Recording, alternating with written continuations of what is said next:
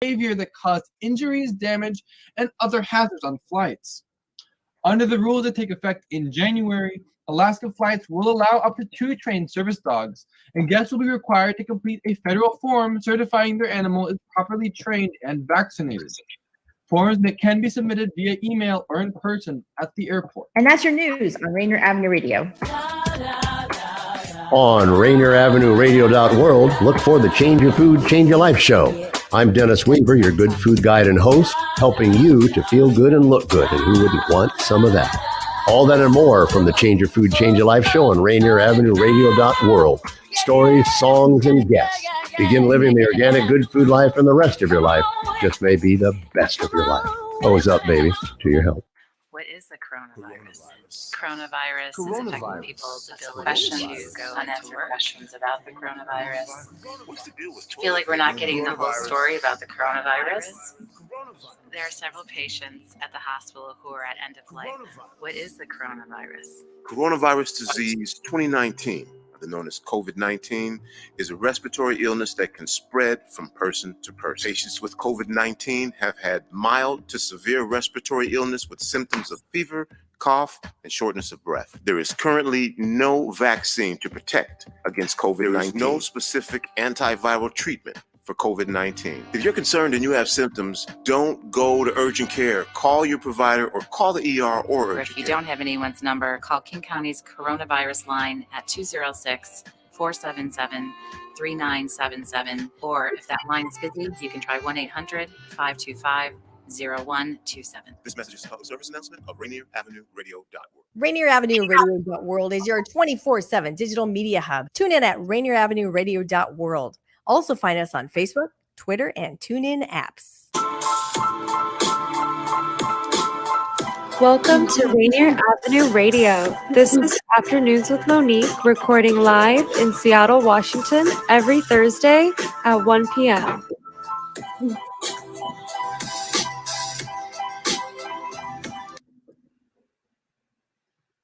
Good afternoon. Hi. Hi, everyone. You're on Rainier Avenue Radio. I am Monique Lee, and this is Afternoons with Monique. Today, I have the pleasure and honor to invite my friend, my mentor, my precious professional that I've been picking brain and looking up to for many years, Scott Jensen, joining the show today. Hi, Monique. Scott, how are you? Yeah. Yes. Hi, how are you? I'm doing very well. As you know, I had a heart transplant a year ago and 8 days. So doing extremely well. I was very healthy, exercised every day, didn't drink, didn't smoke, just thought I was on top of the world. And in April of 2019, they told me I had about 3 months left to live. I had emergency valve surgery and it didn't work. And I had a slow decline for about 9 months. And then last December 30th, a year ago, December 30th, I got the call and I received a heart of a young man who's was in his early 20s. So they say with all good luck, I'll probably live to 93, which I don't think my wife is thrilled about, but so good. Well, Scott is such a funny guy, and you are so smart, and I'm so honored to call you my friend. Thank you. But your journey with this, I actually bear witness to this on Facebook. I first received the shocking news, which, oh my God, I was so disheartened, and I have to tell you, it was just so upsetting to me to hear the news initially, but then what a miracle it has been. Yeah. That you are vibrant and healthy, and I'm so glad. I mean, I haven't seen you in over 2 years, maybe 2.5 years. And so, you and I visit each other every now and then. I get a chance to pick your brains and learn what you're up to and ask you all kinds of questions. And so glad to see you so healthy. Thank you very much. Yeah. I'm at Mayo Clinic in Phoenix tomorrow for my annual checkup. They do just about everything. I start at 7 in the morning and I finish about 4 in the afternoon. they gather all the data, and then I'm back there next Monday to sit down with the doctors to go over all the information. So normally your first year at Mayo after a heart transplant, you're there once a month for a big checkup. And then in the second year, you go to every 3 months. And in the third year, you go to every 6 months. And the fourth year to go to an annual. Rumor on the street is they're going to bump me to an annual as of tomorrow. It's gone so well. So you sound great. And I'm so happy that I get a chance to talk to you and learn from you. And oh my God, I'm so thankful to be frank. And so before we get into anything, I want to touch base so the audience know who I'm talking to. So Scott is was a partner at Deloitte when I met him. He led the international sales, corporate sales, and business development at one of the biggest accounting firms, most respected accounting firms in the country, Deloitte & Touche, now Deloitte LLP. So we were both in finance. So I knew that his position as a partner is high up there in terms of knowledge and his capabilities. So I knew that I was getting a good person to mentor if I get him to talk to me and learn from him. So that's one of the roles that you were before you forcibly retired because of the health news. And you are now in somewhat early retirement, right? Yeah, when you sign a partnership agreement, there's some, it's not like you've made it. The contributions are still pretty significant. And I went on short-term disability in April of 2019. And that lasted 6 months. And then I had to go on long-term disability, and that lasted another 6 months. And if you don't contribute to the firm after 12 months, the firm says you got to go. And they're not mean about it, but you just have to retire. So I technically retired March 17th of 2020. But one of the smartest things I ever did was sign up for long-term disability.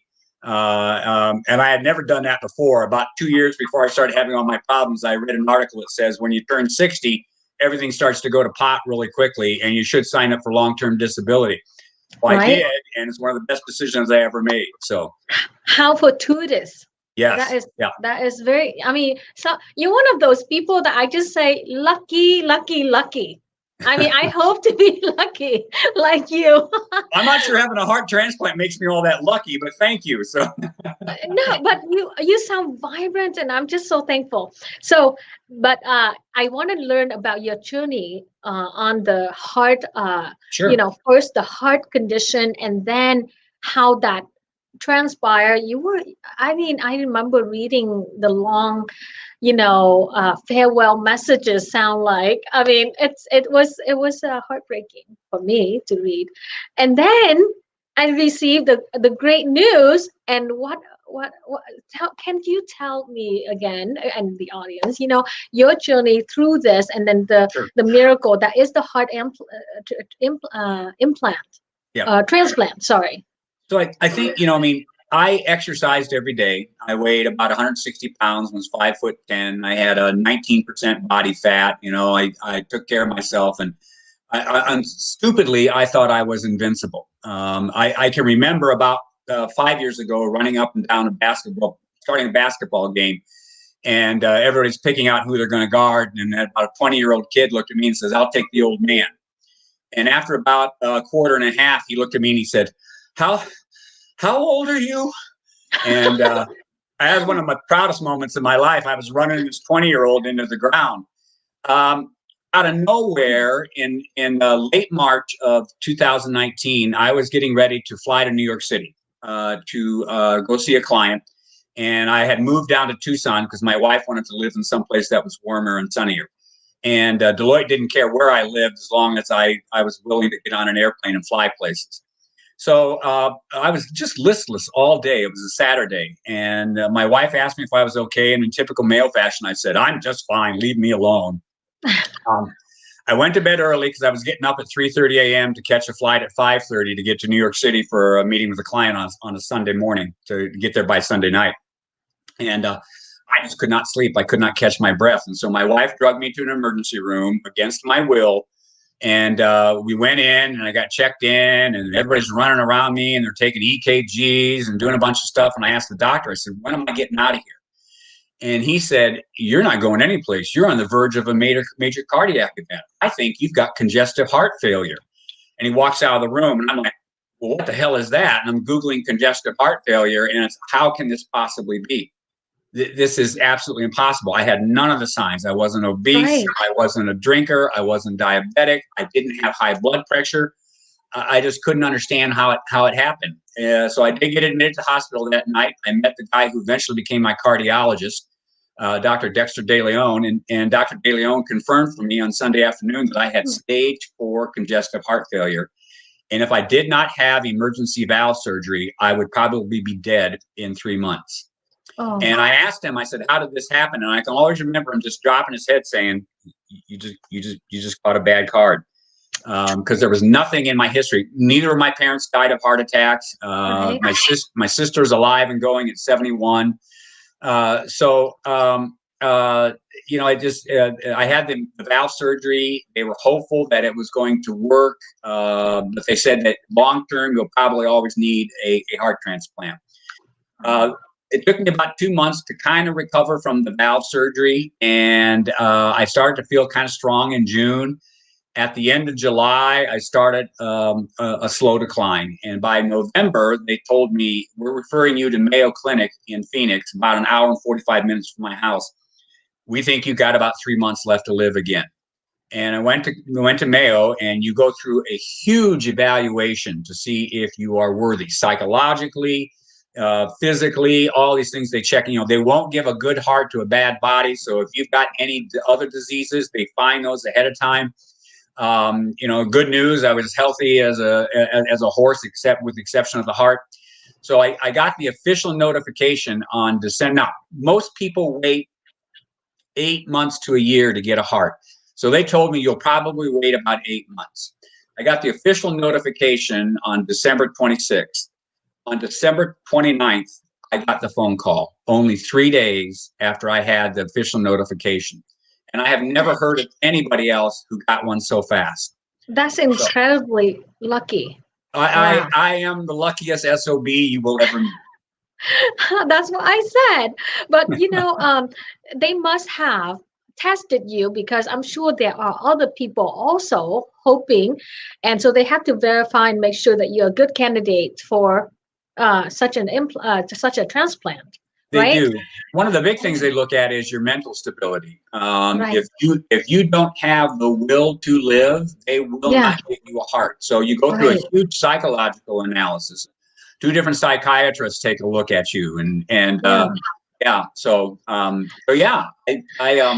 made the 3 days. I always pride myself in responding under pressure. As soon as I hung up the phone, I got to pack. What does packing mean? Oh, you got to put a suitcase. Where's my suitcase? I could not figure out what to do. So why is that? Were you in panic? Were you excited? Were you? I was extremely excited. Right. Normally you go through a briefing seminar. So they scheduled the briefing seminar on January 8th. I had not gone through the preparatory, all the work that you're supposed to do ahead of time, the pre-pack or anything. And so it was just, I was excited about the possibility of living. The reason I got the call was the person who was first in line was actually out of town, which is a no-no. You're not supposed to do that. Wow. He could not get there in time. The next person in front of me was accepted and then called back 5 minutes later, too flustered, saying he was too scared, which I simply don't understand. And then the other 2 people in front of me were large gentlemen. And my donor was about 5'10", weighed about 160 pounds, which is what I was. So everything was going to fit just perfectly. Oh, wow. Yeah. What a great, what a lucky break. And wow. And I wanted to share with the audience how you and I met. Yeah. I thought that's a fun story. It's all in the up and up. Don't worry. Yeah. So we were at the Bellevue club for an event, right? Right. This is a club that you were a member of, and I was invited to attend by a friend of mine, and it was like a financial professionals group that support one another called AIESEC. Yeah. Right. And they were getting together for their annual celebration and fundraiser or something like that. And Scott and I share the same table, and we chat, and I thought he was just a very fun, interesting person. And I'll never forget the event that you invited me to, which is the Rotary club meeting at the Westin. Yeah. I don't know if you recall, because you invite a lot of mentees and you know a lot of people, but I was one of the fortunate ones that you invited to this one event where there were and this is not about me, but about how connected and how Scott is to me and to many of the people that he, whose lives he's touched. Thank you. Yeah, so I have to tell the story because it's about Please. you. Yeah, so I remember it was a big room, a banquet room, like a hall. What was it? Like a grand ballroom. Yes. With about 200 people. Big. This is Rotary 4, which is the biggest Rotary club in Washington State, I think. Right. Fourth largest in the United States too. Yeah. Oh wow. See, incredible. And there was the day where we had a number of is it ambassadors? Yes. The ambassadors, the international consulates were invited from all over to be a part of a panel. It was a big event, and Scott invited me to come and join the luncheon. And he asked me, how can I help? I mean, not a lot of people ask me, how can I help? Such powerful words. And I thought about it. I said, well, there's so many things I can learn from him. What can I ask for him to teach me or to coach me or to mentor me? But at that event, I remember you asked me, how would you like me to introduce you? And this is what I think after a couple of years, I've had a Seattle Law Broker. And I said, well, just tell them, I run a matchmaking and relationship. I help people with their love life. And, whether you have love or not have love, you come to me and you maintain the love. Do you remember what you said when you introduced me to the audience? I hope I didn't say you were a pimp. I don't know. Because people remember me years later from that event. Did you know that? Please tell me what I said. So you stood up, so the delegates was talking, and then I think closer to the end of the event, the members get to introduce their guest, and then you stood up and you said, well, I have Monique Lee from Seattle Love Broker. Now, if you want love, you want to contact her, and you have love, and you want to maintain the love, you want to contact her too. So you can't miss out knowing Monique. And people just laugh, and the room just burst out laughing. I obviously don't do you justice because I'm not as funny as you are, but people remember that. They come to me, I think there were 2 people from that event that I ran into. One was years later, and then one was like a few months after. And then just by happenstance, I would talk to them, and they said, oh yeah, I remember you. I saw you at the luncheon from Rotary. You were the one that was very funny. I don't know, I'm not funny. It was Scott that was funny. Yeah. So that made an impression. You made an impression. I learned from that too. So that was a very fun story for me to tell. I think for me, that's one of the reasons that I learned a long time ago that it's never about yourself. It's always about the other person, and so how can I help? What can I do for you? There's a lot of books out there about networking. most of them are written like, you look at Monique, what can Monique do for your life? And I've always run counter that. I just don't, to me, life is counterintuitive. And so I really kind of started trying to figure out how can I help other people? And it's amazing. There's the term of reciprocity, it's payback, and if you do favors for people and help people out, they are so anxious to pay you back. And, so when I was in the lead sales role, I never had to go out and prospect because I had so many friends out there saying, oh my gosh, talk to my friend Scott Jensen. Oh, you're starting a new business. Talk to Scott Jensen. Oh yeah, you're going to merge with. Talk to Scott Jensen. So that was part of the secret of my success was trying to help other people. And you also not just mentoring me, but I believe you. Let's see, you were a mentor for a number of students at the UW for many years. I was. Yeah, tell us about that. I mean, what do you do for the kids at the UW?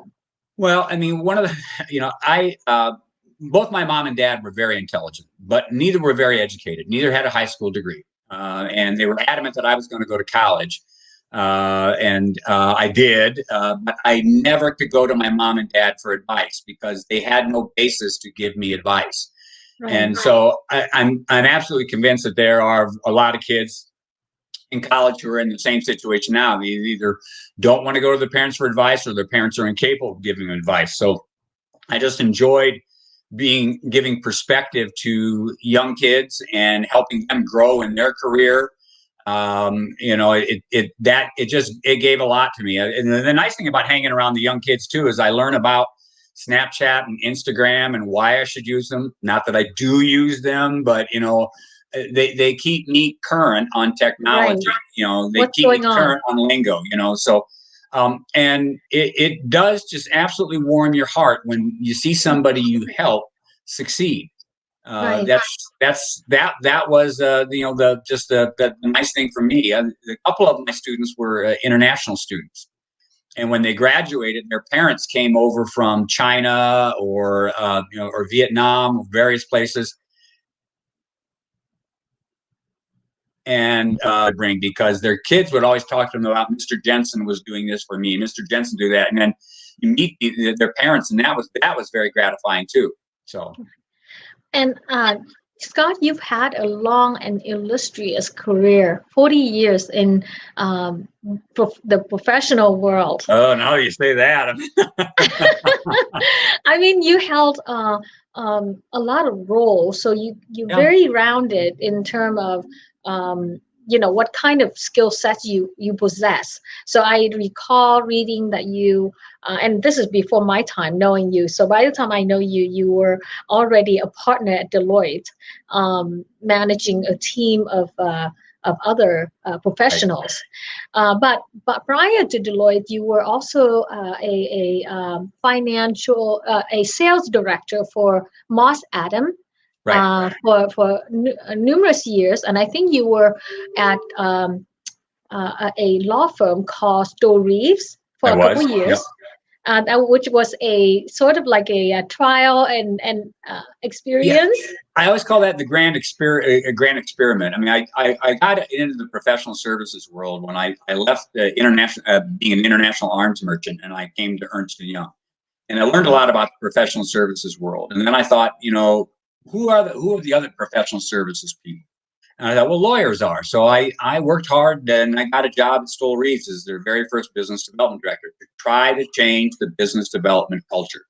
And I do call it the grand experiment because I really didn't make that much of an impact. I still have friends there who call me, and we stick it, bounce around ideas and stuff. But trying to get a bunch of lawyers to work together as a group is really hard to do. It's a lot easier to get a bunch of accountants together and make them work as a group.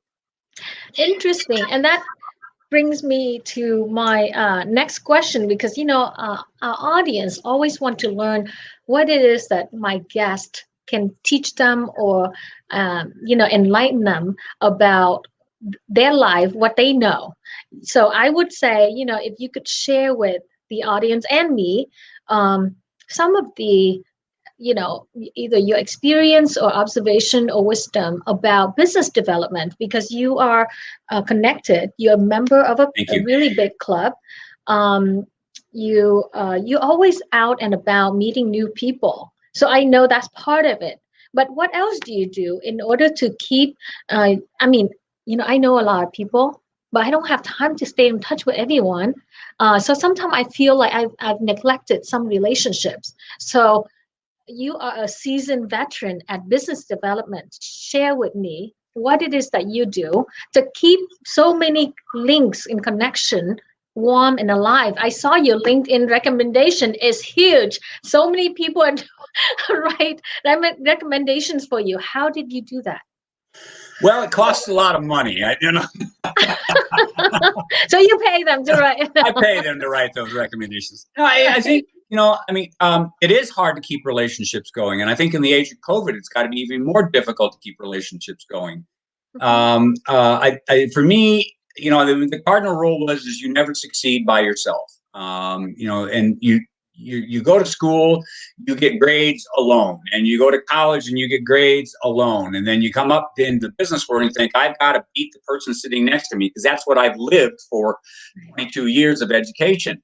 And then you realize that, no, I got to figure out how to work with this person next to me. I got to make them better. And in the process, I make myself better. And so it's always about putting other people first. I think the other thing, the hallmark of any good relationship is trust. And there's 4 elements that I think are absolutely critical to trust. First is credibility. Do you know what you're talking about? Yes. Reliability. Do you make promises and keep your promises? Have I ever broken a promise to you? I don't think I ever have.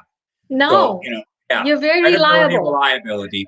And what we tend to do is we tend to double down on credibility and reliability. We always think, I know more than anybody else. I'm more reliable than anybody else. But where you make the difference in any relationship is in the last 2 things.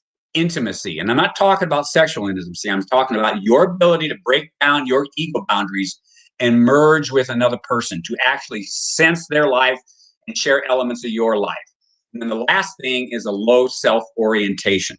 You can be credible to the point where you're a jerk. So low self-orientation kind of helps you moderate all those things. So it's credibility, reliability, but where you make the differences in intimacy and low self-orientation. And I think that's been one of my secrets is to live by trust.